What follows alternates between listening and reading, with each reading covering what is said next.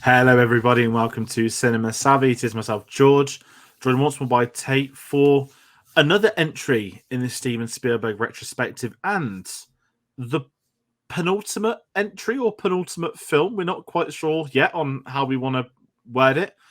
This is, Yeah, of course, West Side Story that came out in 2021, the most recent film that is released at the time of this video coming out, I think we can also say, unless you were a very lucky person, was it TIFF? But aside from that, Tate, how are we doing tonight? yeah, doing okay. It's very weird going back and doing a retrospective to this film now, seeing as this film was released December 10th. I saw this film first time this current year. So it's interesting kind of thinking almost a year on, seeing how this film lines up, not only against the original, but up against, the rest of Spielberg's catalogue and kind of up against the films that it was, up for awards against, and just how it reflects just in general. Yeah, it's going to be really interesting, and I think this is quite right that it's 11 months old. This film, at the time of us recording this and this video coming out, actually, and I think a lot's happened in the 11 months. Like, I mean, we're going to talk about it. We got the Oscars, we've got a box office, we've got an inkling of some behind the scenes stuff, and we're gonna, in a very weird way, we'll get to talk about streaming because Disney Plus was really interesting. I think this went up in February before the Oscars, but it's going to be quite interesting. I feel like there's going to be more to this video tonight than a few of his other more recent ones, like the BFG and the Posts, which is really ironic because this is many years after. But before we sort of kickstart and get into all of that stuff, we want to hear from everybody at home. So please do comment below with your thoughts on West Side Story. This is, of course, the 2021 version. But if you're a fan of the 60s one, if you're a fan of the actual musical theatre production itself, please do comment it, get involved. We'd love to hear your thoughts on it. And if you're a fan of Steven Spielberg, we've got one massive video coming next week. And what we now have is a beautiful playlist called the Steven Spielberg Retrospective, which is on our homepage. And you can see every single film review we have done across the calendar year. Again, with this being the final one until the Fabelmans in January, which is going to be a very weird thing to talk about. So yeah, if you're a fan of Spielberg, normally it's please do still subscribe. There's a lot of other things than Steven Spielberg happening, but there are a lot of other videos of his. And if anyone that's joined us throughout this year, a massive thank you as well. We'll do the proper thank yous in the top 10 video. But yeah, it feels weird being at the last film review. And before we even get into a little bit like that, Tate, where can the people find us for any other videos we might have coming up? The people can find us on all of these social media streams to find out when our next video is coming out. So you can find us on Facebook, on Letterboxd, that is just Cinema Savvy. You can find us on Twitter and Instagram at cinema_savvy. That is our most kind of popular stream of letting you guys know when the videos are out. And also go to our Redbubble store where you can pick up anything with Cinema Savvy's name on it to help support the channel. Definitely. So everybody, please do that. Is always appreciated. But getting into talking about this film, we'll kickstart as we always do with the IMDb plot synopsis. And this one's quite straightforward. An adaptation of the 1957 musical West Side Story explores forbidden love and the rivalry between the Jets and Sharks, two teenage street gangs of different ethnic backgrounds. Now, nice and simple, says what we know. I mean, we're going to go into the memories of the film, seeing it last year. It feels very weird. I think I did a solo review for this last year. I think it was still quite new to doing those if we could get one out. And I went out and saw this at a whim. I didn't enjoy the trailers. I think we'll get to talk about marketing a little bit later on. I'm not the biggest fan of musicals, but last year I think I saw more musicals than I've ever seen in my life. I saw Annette, this, In the Heights, and I feel like there was another musical I've already forgotten about. So I don't want to disrespect it, but it wasn't Dear Evan Hansen. I know that. But yeah, so that's like quite an open year for me. And I saw this film. It was 2 hours, 40 minutes. I forgot about the runtime until tonight. And I remember going to a cinema after work on a Friday, and there were 4 people there. And I think I've said this story to you before. I never said it on the origin on the very first video, but that was the origin moment for this entire series. That I didn't sit there and think, how disrespectful, no one's here because it's 5 o'clock on a Friday. But it was like, no one's come out for the new Spielberg film. Like, no one's talking about it. And I'm glad it had its due in February, March when the Oscars came. But I really enjoyed it last year. I'd never watched the original film. I'd never seen the Broadway production or a local theatre that had done it. I didn't even know the story. I went in pretty blind, and I think that's maybe why I enjoyed it quite a bit. And I'm in for quite an interesting discussion tonight. Actually, what about you? So I'd seen the original. I think the original, I think, is a fantastic film. I mean, it won the Best Picture. It won an awful lot of awards. It is heralded as one of the greatest kind of film musicals of all time. And a lot of people immediately went, yep, straight to that one because there was nothing to compare it against. I think what's really interesting is this film finally gave us something to compare it against. Because the original film, it was different to the Broadway production. They swapped around the songs, they took in different elements from it. And same with this production. This production tries to go closer to the original musical. But realistically, if we're going all the way back to the origins of not only West Side Story, but this film and everything that's there, we have to go all the way back to Shakespearean times because this is yet another adaptation of a Shakespearean play. This is Romeo and Juliet. And I think when watching the film, it's very obvious that it is that kind of adaptation and it presents itself as that. So for anyone who's a first-time watcher, it's very easy to be able to understand the base story of it, and you're able to throw in these extra elements and apply them to what we would say not even modern-day society, but you're able to apply them into a setting. What's really interesting is, and I'm sure we'll get into it when we talk about this film, because we have to talk about the original film as well when talking about it. This film is an adaptation of the 1957 musical, not of the film, which was back in 1961. 61. So it is an adaptation back to the original source, trying to keep it as close as possible, which means that, you know, it's not a direct comparison to the original, you know, film in that sense. But it's still interesting to, you know, talk about both of them. Yeah, I mean, I've not seen the original, so apologies. But I think that makes for an interesting approach with this as well, especially for both of us now with different histories on it. And I think you mentioned some of that, you know, Spielberg adapting the musical, the musical rather than the film. For some behind the scenes for anyone curious about this, again, this is quite recent, so there's not as much. You know, you might have more stuff come out upon the Fabelmans press tour, maybe, and some other things like that. But he was trying to acquire the rights for this since 2014. I remember this now.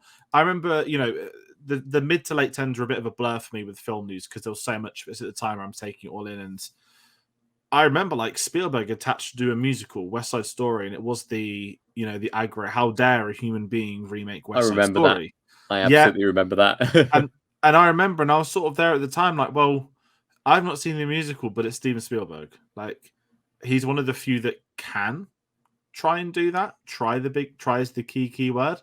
And you know, as the years went by, it was more obvious that this was going to be an adaptation of the actual theatre production, not the film.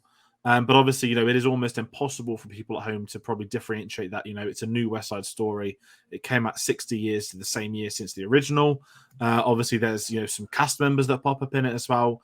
But one of the reasons Spielberg wanted to take this project on, which I think I didn't know about, which was really interesting to me, was that he cited this as one of his like big family films when he was younger.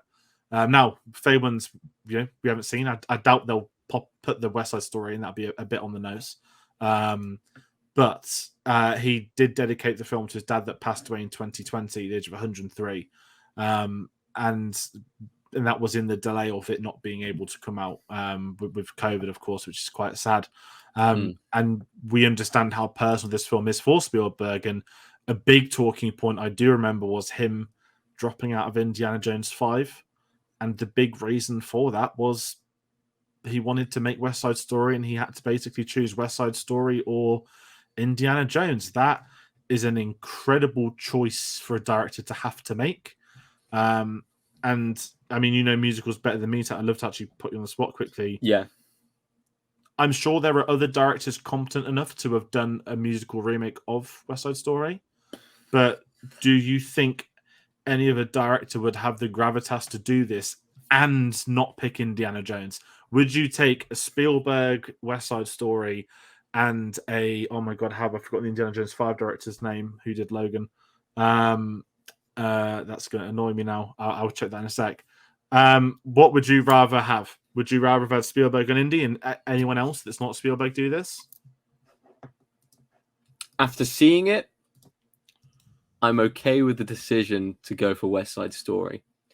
I think it's very difficult with Indiana Jones. It's okay to take over action franchises nowadays. It's not ridiculously difficult, as I know that there is difficulty within it, but there are so many good action directors nowadays who have proven their craft over various different means, whether you're using computer generated images or whether you're using practical effects. You'd have a good pick of different directors who could bring different things to it. With West Side Story, you need an old hand. You need someone who has had craft throughout their entire career to be able to define it away from its original, but not only that, to be able to bring new light into it, to be able to bring new elements into it, and to have a director with that kind of connection as well. And it's one of the big things that Spielberg has been working on throughout his entire career. He has been working on diversity within filmmaking and putting people's stories out there. And this film defines itself from the original by being more diverse than the original. It defines itself from the original by taking on stronger themes and really hammering home the point that things aren't so different nowadays, even if it's set in the past. And I think some of the big things from that is the casting elements of this film, casting people of, Latino, Latinx descent, or going directly for Puerto Ricans for the roles, trying to get in people of like black people, color characters and stuff like that, and going for that instead of having people in makeup or heavier makeup. I remember an interview with Rita Monroe, who's Marino, said, she was caked in makeup, and she is like Puerto Rican. She doesn't need to be with any more makeup or anything like that. So the fact that he was able to take that kind of production, update it for a new life, improve the visuals, and really change how the film is. The big difference between this film and the original is the original film feels like you're watching a stage production. This film feels like you're watching a film musical, and that's a massive difference. And Spielberg's one of the only people in the industry who has that power to kind of warp the film and change the film to his will, and it come out fantastic. I don't think that it was a bad decision at all. I think no one else possibly could have done it after watching this film.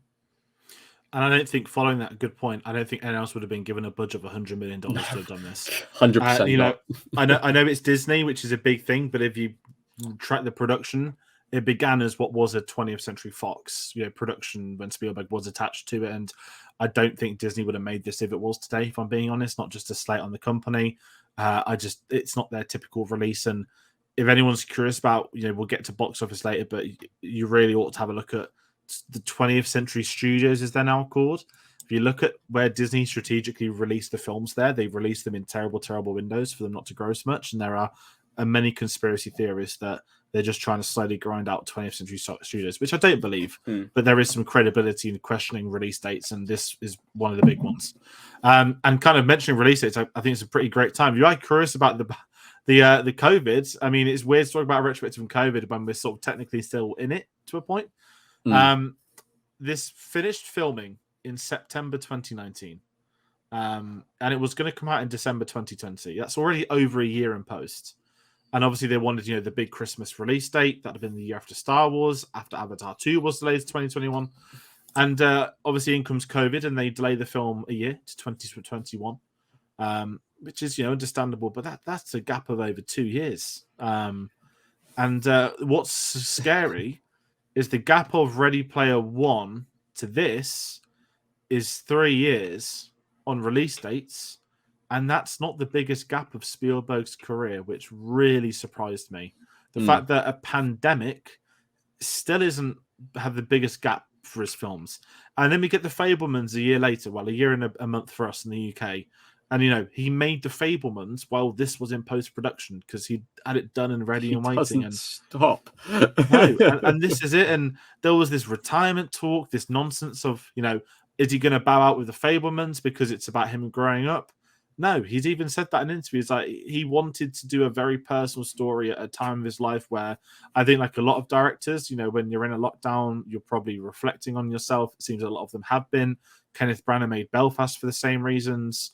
I think Bardo's meant to be similar in that respect when that comes out in December, and Fabelmans as well. We're in this new biographical director era thing, and I hope Fabelmans is the one that is the best one, and then they all stop doing them because we're bored of them.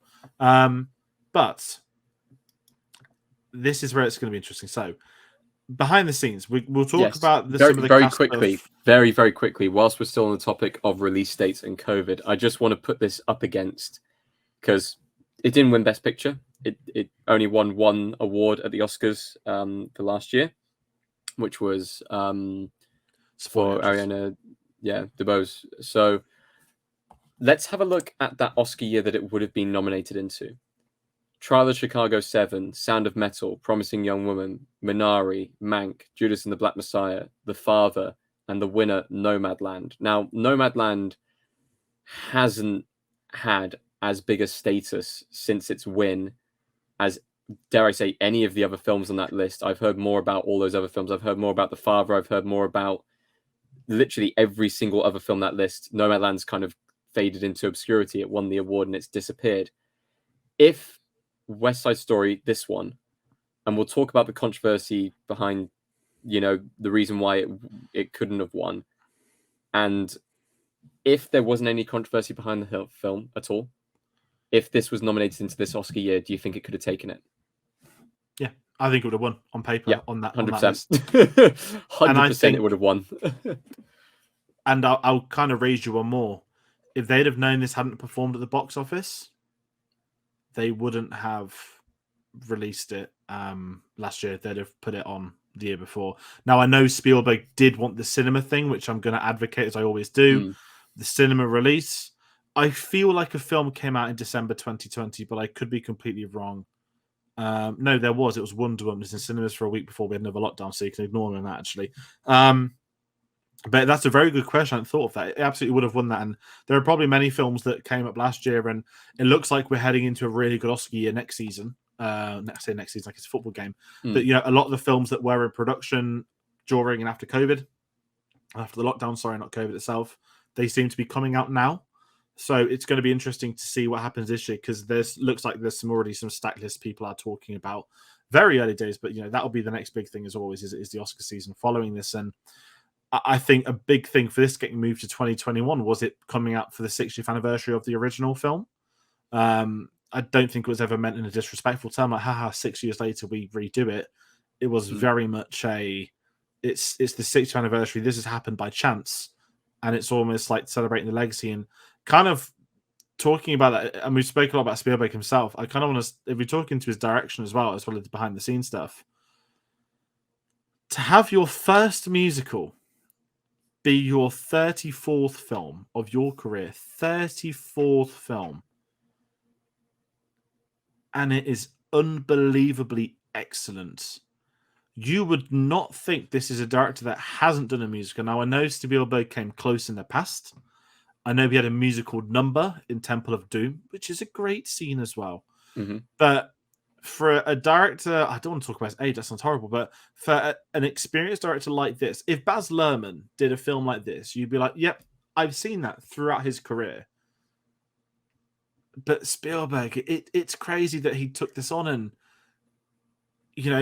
it's why, to me, he's the best ever, because he just does a musical, and it's instantly, I mean, you've got more musical knowledge than me, so it's easy for me to say it's the best musical I've seen, because I've probably seen less than 10. It's not the best musical for me personally. And also I want to add, we've seen Baz Luhrmann's West Side Story. It's called Romeo plus Juliet. That's what I was thinking when I said that. And it's great, starring Leonardo DiCaprio. And Kate Winslet as well, isn't it? Is it Kate? Who's the... Yeah. Is it Kate Winslet? I can't remember. But it's to be able to do this at this stage of his career is a phenomenal achievement. And the fact that, as far as a musical is concerned, like, I want to go in and talk about kind of the direction and how it's very different from the original. The original uses a lot of wide shots, a lot of city shots and stuff like that to be able to set its framing. It really takes you into the side streets, and a lot of the musical numbers take place in what we would call open sets. There's no real camera movement involved. It's a static camera, or, it's panning around and stuff like that to various different things on the screen. This film feels alive, and it's something that he's done throughout his entire career. He has this magic touch to add a bit of magic, add something extra into the film. This makes use of the camera so well, makes use of the different effects that you can do, knowing that it's a film, not a stage production, not being confined by those boundaries of it being having to be an actual stage or a set, it feels more active and alive. And it's just he's able to just get something different from films like this and bring in a lot more color, and the color working against the background, and different images that stand out to you, which in the original sometimes blend into the background. There's only a few scenes where, like, you know, it's very obvious kind of the framing from the original film, that it is like iconic within that sense of, like, you know, person in the foreground, background, and the different people and different acting and set and everything like that.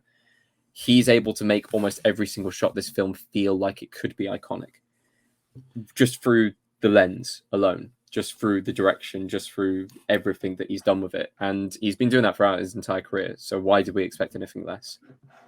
And this is it. And you mentioned the camera. I mean, Janusz Kaczynski as well. I'm not sure if he's done many films outside of Spielberg or musicals as well, but I mean, just the choreography. The shot I'm thinking of is when they enter the gym for the first dance. And that, I know you don't have Twitter, so if anyone has Twitter, you'll know this. Whenever a film comes out digitally that maybe didn't perform at the box office, or it did perform well, you know it's digital release because for us it'll be like HD memes. Now it's like the HD Twitter clips come out, and everywhere was the tracking shot from the dance, from them walking into for the number. And I remember it racked up a couple of million reviews on Twitter. And everyone was like, how did you all sleep on this film? Why didn't anyone see this? Spielberg, GOAT, all this. And it was incredible. And we'll talk about it later with some of the legacy of the film, but it was amazing that people were being able to appreciate that, because, again, I don't have that background in musicals, but it was really, like, fascinating to see, because the way this is shot, it's not shot like a normal Spielberg film. But as you said, it has the magic that he brings to those films. And you can watch this and you can just tell it's a Spielberg film. There's something about it. And even the shots later of I think when Tony's looking down in the water, and you've got the reflection of Valentina above him, that was like by chance. That came like right at the end of filming, and they're like, let's see if we can have this in a shot. You know, sometimes the best things in film are accidents, and this is one of them. And they developed off it, and I think his direction's superb in this film. And I love the fact he got nominated for Best Director. I know we're not doing the full Oscar stuff yet, but that was a big thing for me that he hadn't had. I know he hadn't won. I mean, he might win next year. But I think, again, for me, and this is maybe my own, not bias as such, but I think musicals have a lack of respect. I might be a part of that. I don't think people appreciate how hard it is to direct a musical itself. And again, to do his first one, and his first one be West Side Story, it's not like terrible comparison. You know, before Disney redid The Lion King, they're like, okay, let's test it with the Jungle Book first. Thumbs up for the Jungle Book. Now we do The Lion King. It wasn't like Spielberg did a smaller musical then, but that went well. Now I'll do the other one. It's fascinating, and a big thing, you know, from doing the series. One of the big ones is that Spielberg never normally attends rehearsals for his films, because he's in such a creative process in line with his casts, with his team, with his setup, with the actors he hires. He attended all rehearsals and choreography for this, which is understandable because, you know, it's a musical, he's never done one. And he would apparently just bring his iPhone on set and he would record, and he would start framing camera shots based off choreography. So when it came to filming, he'd already spoken with Janusz Kaczynski about where can we put the camera? Here's where I want to do it. Here's how I want to do it. And I'd imagine that probably made filming a lot easier, or at least planning pre-production for the filming shots. And I'm just astounded that this is his first musical. And kind of, I don't want to sort of not crap on some of his other films, but a big thing that went around last year was like everyone was like, this is Spielberg's best film since like Schindler's List. I know a lot of directors have that. You know, Ridley Scott always has like best film since Gladiator on every film poster. Spielberg's a bit of a different breed. But then when the best film in 30 years talk came out, I remember sitting there thinking about it, and I was like, at least you've entertained my thoughts. I wouldn't say it's his best in 30 years, but you could possibly believe it. You can believe it, and that's the difference. And it went from a tagline to a thought, and when you make that jump, you really do connect. And you know, for this being my second viewing today, knowing what happened, I was able to appreciate a lot more of that choreography and the performances, and kind of moving into. I mean, if we just skip the storytelling, you've already said it, Romeo and Juliet. Everyone knows the story of West Side Story. Everyone knows West Side Story. We're just going to talk about probably the big five, the main five calendars. I know it's more of a main You've four, missed one off there. Oscar Kripke. No. Chicho. No. You've missed Mike Faced. You've missed. Oh my god, that's embarrassing. It is. Sorry, that is embarrassing because Mike Faust is the best thing in this, and I was gonna get to Tony. No idea why I haven't put him in the schedule. If we kick out Maria though, because Rachel Zegler, there's a lot of hype on her. If anyone follows on Twitter, you'll know of her deeds. She's been cast in Snow White. That's coming out, I think, next year or 2024. She's been cast in Shazam. She's in the new Hunger Games prequel they're doing. For this being her debut ever film, going from a girl that did open castings, that did YouTube videos of herself singing, to bagging this role, and I think being pretty great for a debut film. I'm excited for her career moving forward. I think she's wonderful in this. Again, you'll have the benefit of being able to compare it to what came before. Yeah. The only thing that's lacking is a chemistry that isn't her fault, and we'll get to the other one. Yeah. But from what we saw of her, I love the fact that Spielberg went with her. And I know he kept referring to her as his Maria, and I think he then declared her the best Maria. And I believe she won a Golden Globe at the age of 20, which is like never happened or something. But for me, she is Maria for this musical. Like, she has a young naivety which wasn't there in the original film that you can completely believe inside the character, and it makes the whole, because there's always been a problem with Romeo and Juliet and always a problem with West Side Story, that the relationship feels like it goes too fast. They go from literally meeting each other to falling in love straight away to wanting to run away and get married straight away. It's believable. It is believable in her character. It is completely believable in her character, and that's purely out of Rachel Zegler's just kind of young kind of naivety and kind of the ball of energy that she brings to the role. Fantastic voice as well, and to be able to kind of go from absolutely nothing to being into that role and absolutely, smashing out the park is phenomenal. Really, really good. A promising career ahead of her with whatever films or projects that she puts herself into. And I guess we talk about the other side of the coin here, because this is where it starts to go downhill. It's my main criticism of the film is Ansel Elgort in this film, and let's not hide, from the fact there are allegations that are behind the scenes that popped up during COVID. I remember when the allegations came out. I'm not here to talk about the news. I know there's probably legal parameters we can't go into, but some serious accusations with a lot of evidence were made, and I remember that everyone was like, "Oh dear, that's the new West Side Story film in the mud." And if I take all that bias aside, which I shall, for the purpose of what the next sentence is, he is by far the worst thing in this film. And that's nothing to do with accusations. And I guess it's when we get to talk about the other characters, the beauty of the casting in this is that Steven Spielberg has cast people with musical theatre training who have backgrounds in musicals. And then Ansel Elgort is in it. He stands out like a sore thumb. And I try and avoid bashing actors in this series. We're 34 episodes in now. And on very, very, very few occasions, Spielberg's got the casting wrong. And this is one of the biggest ones. I think, and I'm going to be right now, if they'd have had a competent lead actor, this would have won Best Picture this year. Yeah, I agree with you, 100%. And I think what makes it worse for him, I don't know how I missed Mike Feist of this. Riff, played by Mike Feist, too.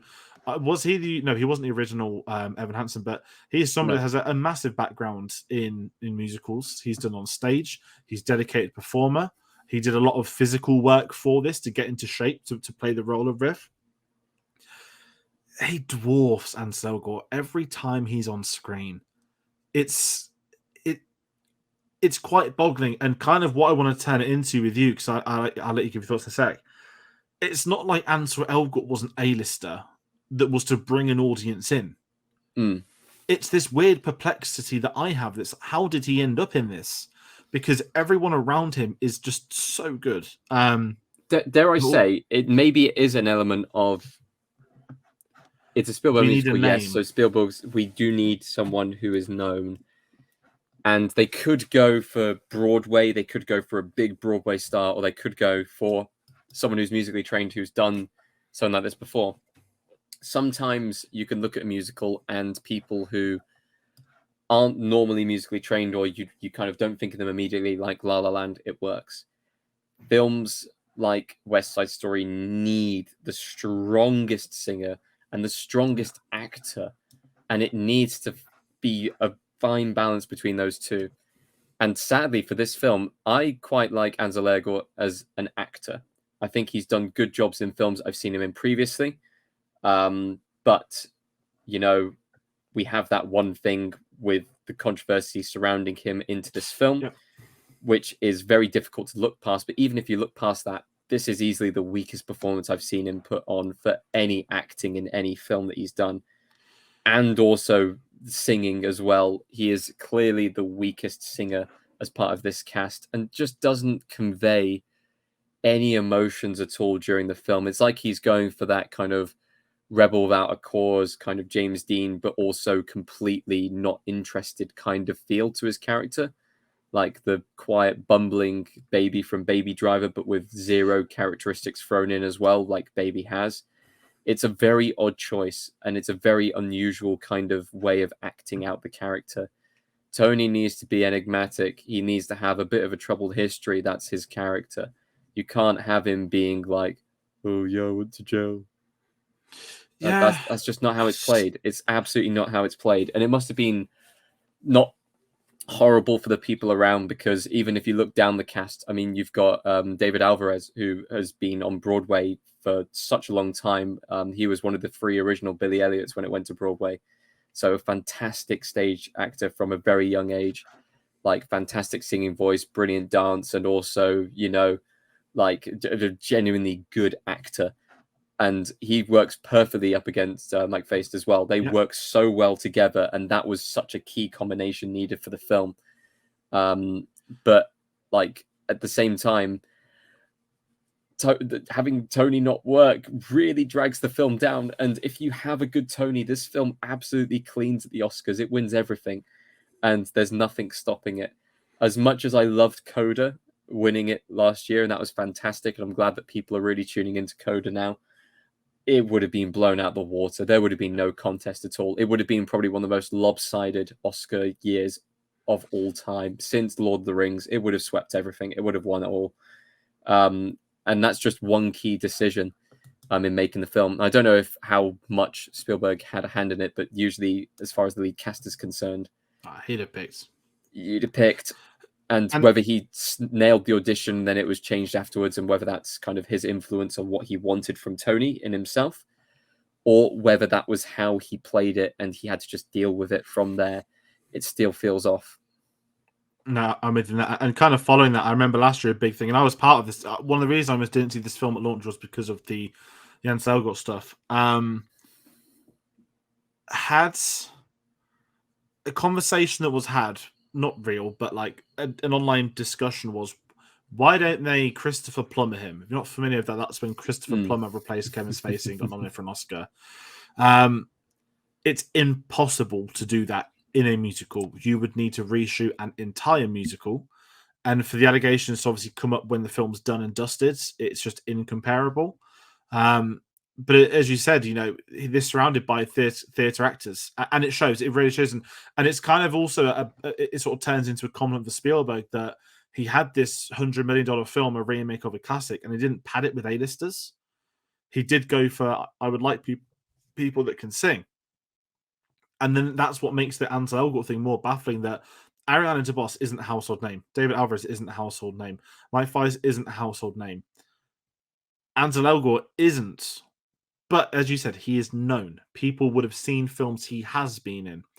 And I just can't quite wrap my head around it. And it stands out for so many reasons. I'm sure one day someone's going to do an expose and we'll find out. But I think even the original talk was Mike Faist might have actually auditioned to play Tony. So I actually have a bit of inside information on that. So the connections that I've got to the dance world through my sister, knowing David Alvarez through the original Billy Elliot cast in Broadway, and my sister's connections to the West End for Billy Elliot in the past, I know for a fact that you know, Mike Faist was going for not only Tony but also, you know, he was going for Riff, and there were a few people's names who had auditions in front of Spielberg for both the characters of Riff and also for Tony.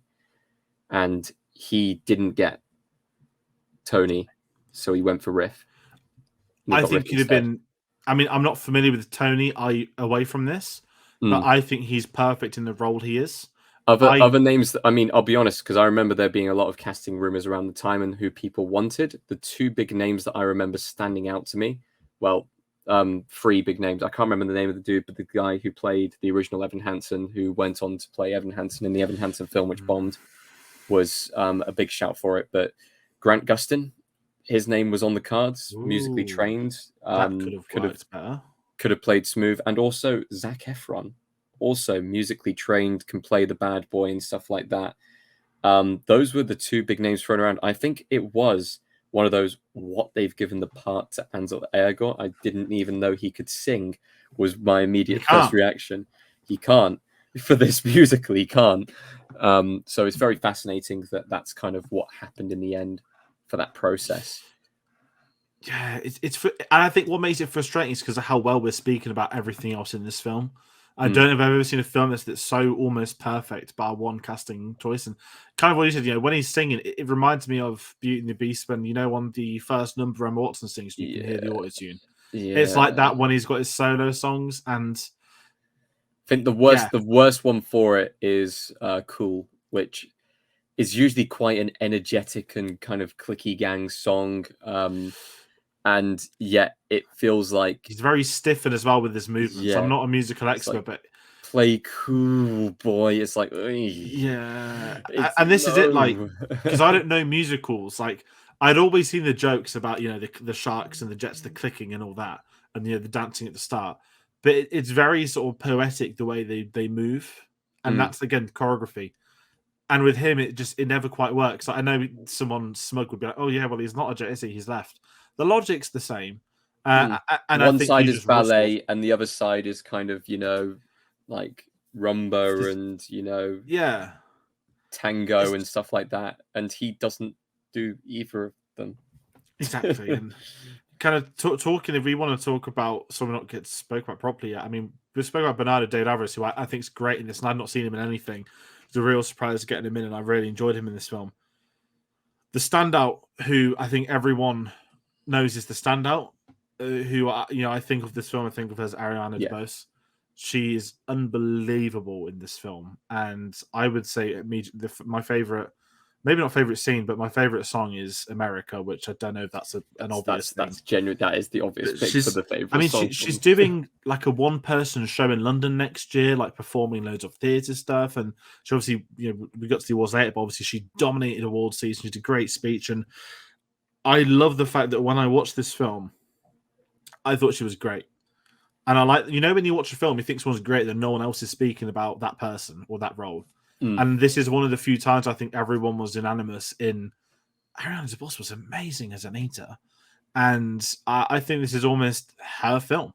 And again, it's credit to the casting, right? Which there's no one she has bad chemistry with. She is just, she's so welcoming on screen. And but is that only because she doesn't have to interact with Tony in the film?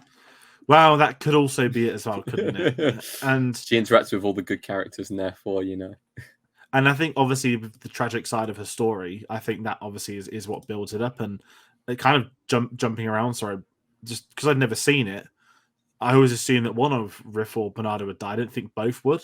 And even the way all that scene's handled, I love it. And again, it's her reaction to the body and that sort of stuff that I think, as well as being the best actor in it, I think she has the most to do. Granted, it is a supporting role, or at least certainly with the time we spend with her, she definitely shines the brightest. It's weird with this version of the film, the original version of the film, it is so heavily portrayed as Tony and Maria being the two lead characters. In this film, you could have the Riff versus Bernardo thing. You could have Anita's story in there. You could have Valentina's story in there as well, watching the changing neighborhood. And she does get, that character was written for this film. Hasn't been in any of the other productions, West Side Story before. Previously, it was a character called Doc who ran the store.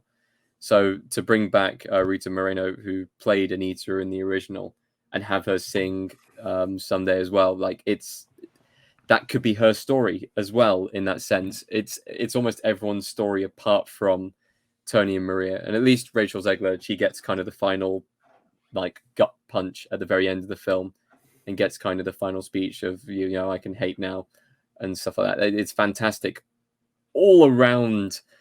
Ansel Elgort, and once again, we want to point out we are kind of ignoring the controversial side of it, and we're just talking about what is presented on screen, performance, and it's just not up to scratch at all.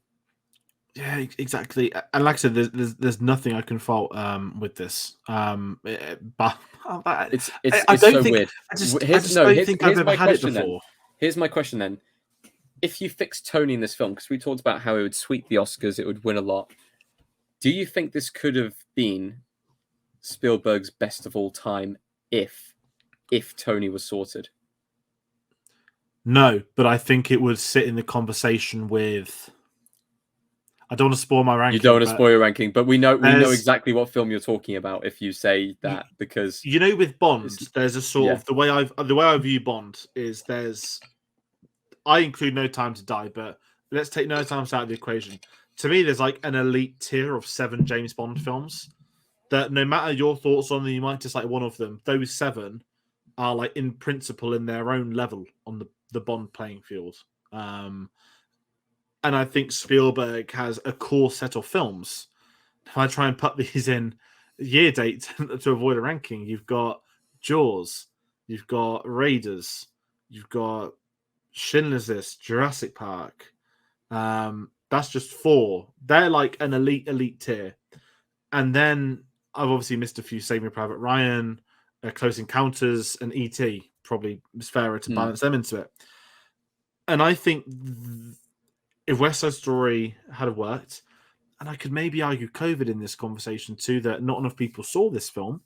Well, here's another thing. The allegations that tampered with this film, like, which really hindered its, I don't think it affected the box office at all. You don't think it affected the box office? I think from the press perspective, it could have, because if it was released before COVID, then absolutely it would have been talked about a lot more.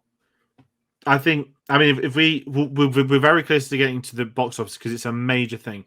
Yeah. Its biggest weapon was Spider-Man, which we'll get to. Which is poor planning on Disney's part, but that is the big if with this film, and this is what's remarkable. Like, this film for me is at a very high level with the issue, and I certainly think it was more flat in the lead up to it. That there were certain films of COVID that just got delayed so much, that just come out, and this is one of them. I think it got the wrong side of all of it, which is a shame. Whereas had this been pre-COVID release, you're looking at a massive theatrical box office. I mean, Oscar films pre-COVID were doing like 200 mil worldwide, which is insane. Whereas the last couple of years, the Oscar films are lucky to hit like 20, 50 mil, unless it's a genuine mega blockbuster. But I mean, before we get to stuff, let's quickly talk about the music. So the actual, it's weird to talk about a soundtrack when it's a musical. So David Newman is credited as the composer. Now, the behind the scenes for this is that John Williams was approached, of course, by Mr. Spielberg. And John Williams, this is what's amazing. He played the piano on the original West Side Story recording. I don't know if that's a Broadway recording or the film recording. I'm not quite sure. But John Williams was involved with the original West Side Story. And he referred Spielberg to David Newman, in which adapted the music from the original Broadway score. So when we've done the Spielberg retrospective, we have the discussion, we've not had a John Williams film, he misses out. This is one where I think he just wouldn't have done it anyway. And I can't imagine John Williams doing a musical. I think it's very fair of him to refer to David Newman, who is better approached for music. But away from the actual musical numbers, I quite enjoy the score. It's obviously, it's primarily musical, so the score is irrelevant on a musical. It's more the actual songs, and I still have America stuck in my head. I saw the film earlier today, and like every time I hear it, I just can't not think about it. But What are your thoughts on the score side of it before we get into the other things? Well, I think it's a fantastic score that lives up to the original. It works perfectly for the film. It's an iconic score in itself. And I'm just looking through because I just wanted to check whether David Newman had much kind of, anything to do with musicals beforehand. He worked on Scooby-Doo as a composer. He also worked on The Nutty Professor. And then the next known for thing is West Side Story, which is just such a weird jump in that sense. I think he's worked on a lot of music, but not as the composer. If that makes sense. I think he's worked on an awful lot of animated films, from what I've seen looking down the list. An awful lot of comedies as well. But this seems to be the first one where he's, although he was a music consultant on Twilight Zone the movie, he was a musician on E.T. So he had worked with Spielberg before inadvertently, or technically worked directly with, John Williams. That's an interesting one. But no, I don't see John Williams doing the score. And I think the score, it fit fine to the film. It wasn't overzealous, overbearing, or anything like that. It stuck to the original pretty solidly and worked well for the film. No, definitely. And just put on the spot, favorite actual musical number from the film. Favorite actual musical number from the film. I knew this question would come up, and I was like, I have a top 3 in my head. America's fantastic, but I wouldn't say it was my favorite. I do quite like Sunday. I like Office Cryptic as well. There's a few really good numbers in this film that, I can really get on board with. It's tough. It's very tough. That's good, though. That's what we want from the discussion. Get back to me on that, because I will genuinely come up with a definitive answer in about 5 minutes. And I mean, now we can talk about the stuff we've been talking about a lot, but not officially. Legacy of the film. Again, yes. Very tough to talk about 11 months on, but we actually can. So the box office, it grew $76 million worldwide off a budget of $100 million, which could equate to over $200 million loss. Now, you're looking at the career of Steven Spielberg, it's not an issue. He had one bomb. This is COVID. There are many reasons. You can look into many different reasons as to why this didn't perform. There's 3 notable standouts. Look at number 1. Every single musical film from last year bombed horrifically. Dear Evan Hansen, In the Heights, this, Annette. I know that it's more of an indie film. Nothing performed well, and there was a lot out. In the Heights was a real sad one, because that was expected to do massive and nothing. Now, with COVID, it wasn't. I mean, it's obvious that there are a certain age demographic that were not returning to cinemas who would have been deemed the primary audience for this. Obviously, as well, you've got to think 2 hour 40 runtime, 20-minute adverts. Ironically, 3 weeks after this film comes out, Spider-Man comes out, which went on to gross $1.9 billion. The reason this film failed at those is a combination of everything. And the marketing campaign I want to talk about, I remember the trailers did nothing for me. The trailers were being far too dramatic, far too serious. And they didn't put Spielberg's name all over it. And looking at the records and what a lot of other analysts and box office figures said, they said that the marketing campaign for this was Steven Spielberg talking about West Side Story, reimagining of a classic tale, whereas they never once began with a Steven Spielberg film, Spielberg. It was him, I think, out of respecting the heritage of the original. And I think that is another contribution, not the sole reason, but there's many, many reasons why this film didn't perform. And following the box office, although we don't have the figures, this did very, very, very well on Disney+. This was at the top of their viewing charts worldwide for a fair few weeks after it came out. And that's film charts, not obviously new series when there had been loads coming out. And I would definitely say this had a second lease of life once it went online, as I mentioned earlier.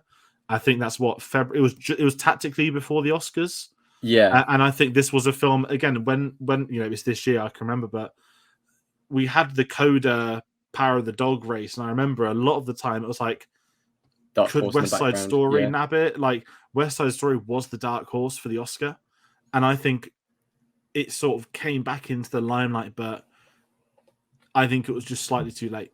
I think How- the what original have- fight what do you- was West Side Story or Power of the Dog, and Coda was kind of the one in the background lurking, and then it's suddenly to get a lot more awards coming through and stuff like that. I think the best advertising for this film was done back in 2014 when Spielberg first became attached to it. And when people were discussing it at that point and saying, oh, wow, he's going to do West Side Story, kind of the how dare they comments and stuff like that. That was the best advertising this film had from the start. And when it actually came around to advertising the film, I remember seeing a few trailers and me going, wow, that looks like a pretty film. They're redoing West Side Story. Interesting. But if I remember, I didn't hear any of the musical numbers from the trailer. Yeah. I heard a couple of whistles.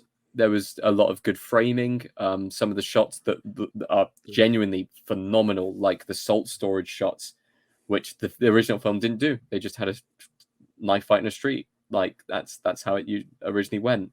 Whereas this film, it's so much cooler to have it in that amazingly framed setting. But yeah, that was the only advertising they had for the film. They didn't really push anything forwards for that. I didn't really hear much about it. All we knew is in the background, a couple of people who I knew had gone and seen it, gone out of their way, had said, oh my God. And these are people who adore the original, like have posters up of the original in their rooms and stuff like that. They were turning around and going, this is better. I was like, oh, wow.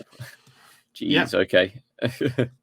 and this is it. And, you know, I think for whatever chance this could have had, if this wanted to have, you know, that December slot where you can Greatest Showman's a great one. Its first weekend was the same weekend as The Last Jedi.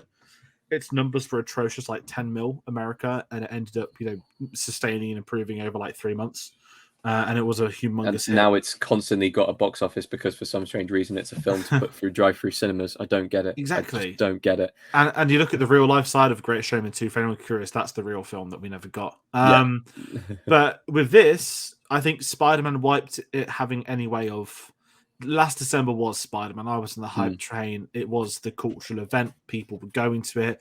People hadn't seen the Spider-Man films were watching it. It was I think the thing to see. Because there's always those films that get put out that go up and compete against the other films because people will not want to watch that film in particular. And that's the way it used to work in cinema. You'd have one big film. Jumanji, Greatest Showman, and Last Jedi were all on the same weekend. Yeah. You'd have one smaller film, and that smaller film ends up doing pretty well because the people who don't like the bigger film will go watch the smaller film. The issue is that isn't the same after COVID. After COVID, people only want to go and watch one film, and people won't go out of their way to watch an alternative because going to the cinema nowadays isn't as viable as an option. There are better ways of watching or more accessible ways of watching cinema, hence the Disney Plus giving it a second life. Like this film going up against what was the biggest film of like last year, one of the biggest films of all time, full stop, as far as box office is concerned. Post-COVID, you know, not happening. Not going to happen. And I think Disney knew that. And I think, you know, before that, it wasn't like normal ones where you can move the release date. You had, you know, Bond, we know, was massive for the COVID box office. You could have thrown it into the late, kind of early September slot, and it would have been still good for Bond. Bond was late September. Was it late September? That's what I'm saying. Early September slot before Bond. But you got to think people weren't going to the cinema before Bond. Bond was the first. Oh no, Shang-Chi. Shang-Chi came out at the start of September. Yeah. And this is it. And the audience, that older demographic, I don't know what the term would be because I know it's more American orientated. It's 45 plus, but Top Gun Maverick is the first film where the older demographic in America have turned up. And you know, it's the 11th highest grossing film in history now. In the UK, it was Bond. That was the first, and that broke a lot of British records. That's, I think, the 4th highest grossing film in British history now. No Time to Die. But overseas, it didn't get the people coming back out, whereas Top Gun has. And I think West Side Story is just it's one of many films that are sort of sacrificial lambs in the pandemic. Yeah. And I think as well, I'd imagine Steven Spielberg would have just wanted the film out at this point in time. I think the longer they hold on to films, the more probably frustrating it is to plan press tours to try and make new films that follow. And obviously with this film's press tour with Ansel Elgort, that was already tricky by itself. Yeah. And obviously, you know, when that press tour finished, that, you know, Rachel Zegler just like deleted him off all socials and kept putting photos that had him cropped out, which is quite funny. And I respect that too. if we move away from box office numbers, Oscars, we had the Oscar show, but we can go over. It was nominated for 7: Best Picture, Best Director, Best Supporting Actress, Best Cinematography, Best Costume, Best Production, and Best Sound. The big snub for me, which I think a lot of people were in agreement with at the time, and I still am, is no Best Supporting Actor nomination. It absolutely should have been there. And if you look at the candidates, it was a very good year for supporting actors, but then you see that J.K. Simmons was there for being the Ricardos, which he absolutely shouldn't have been. So don't know how Mike Fass wasn't nominated. That was one of the many big shuns for me this year. Yeah. And it obviously won for Ariana DeBose, which is very, very, very well deserved. And Well, it was always going to win for that. Mike Faist should have been absolutely nominated in that category as well, and he could have nabbed it from that year as well. It was a tough year. I mean, you could have also, possibly thrown in Rachel Zegler, because for a first-time performance, she was great in the lead actress role. But the difficulty is that part of her character is attached to Ansel Elgort, and he really does drag the film down, sadly, in this case, which is a shame. But she did win the Golden Globe though, at least. Yeah. I mean, Best Actress. When you think about, I mean, Jessica Chastain in this show, and I love Jessica Chastain, love Jessica Chastain, but not for either Tammy Faye. That was a very awkward win for me, if I'm being honest. But full respect to Jessica Chastain for skipping the red carpet to watch her team win Best Makeup, because the Oscar deemed it not being good enough to televise. I forgot that happened this year, and now it's probably going to happen again next year. If we move on from the Oscars, I mean, we normally have a how do people speak about this film today, but it's just too recent. How is it perceived? Well, it got the second life on Disney Plus. People haven't really spoken about Ansel Elgort. He's gone off the map and off the grid completely. Outside of that, it's perceived as people really coming around to it and saying that they really quite like it, where people weren't seeing it at the time of release. And I think there are some films that are just going to naturally do better on streaming as the years go by, which is a real shame. But that's something that is shifting with the industry, that certain films for certain demographics are going to have leases of life. And as much as I dislike streaming... Do you know what? I can see this film being one of those staple mainstays on Aeroplane, the TV screens. It's like, scrolling through, West Side Story's on here. Okay. It'll end up as one of those. No, I 100% see that as well. But if I'm going to go into, favorite scenes, I've already seen America a few times. I loved the fight. More so, the rumble's been built up from the almost beginning. I loved the gymnasium sequence as well, but the actual fight sequence itself, the way, as you said, the way it was shot. I know Spielberg loves his long shadows, but just that entire scene up to the deaths was just done so well. The music in sync with it. The whole reluctance to fight type stuff. Chicho's villain arc kicking off. I think that makes the film. It's a 2-hour 40 runtime, and I was a bit like, whoa, when I remember that today. But it flew by. It absolutely flew by. It flies by this film. And I think the pacing's done. The where the songs are placed are a big part of that. But for me, I can't look past the Rumble as my favorite scene in a non-sadistic way. Yeah, no, the Rumble is my favorite scene as well. Although I do quite like the dance as well, and also the opening. Really, I've always enjoyed Jet Song and kind of the opening to that, and it was nice to also have a lot more Spanish being spoken in the film, and I remember Spielberg saying he didn't want to translate it; he wanted that in the film as it was, so that you have that language barrier, but also that representation.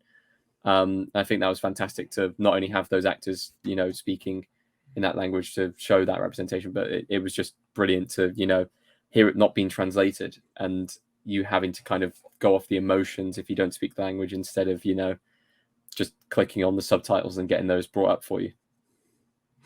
Yeah, no, and I think there was a lot of not giving time to those outlets as usual, but there was a lot of people kicking off like woke. I was like, no, it's not.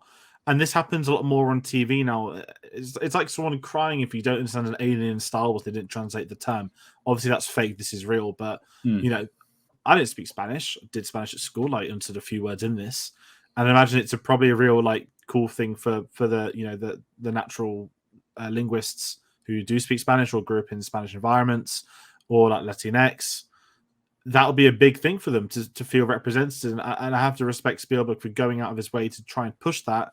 Now, I know there are still some criticisms of it, especially in comparison to In the Heights, which was a last night's production from director through to cast and everything, and I know that was a lot of people enjoyed that film. The problem is that no one also turned up for that film, which I think is more of the state of musicals than the quality of the musicals.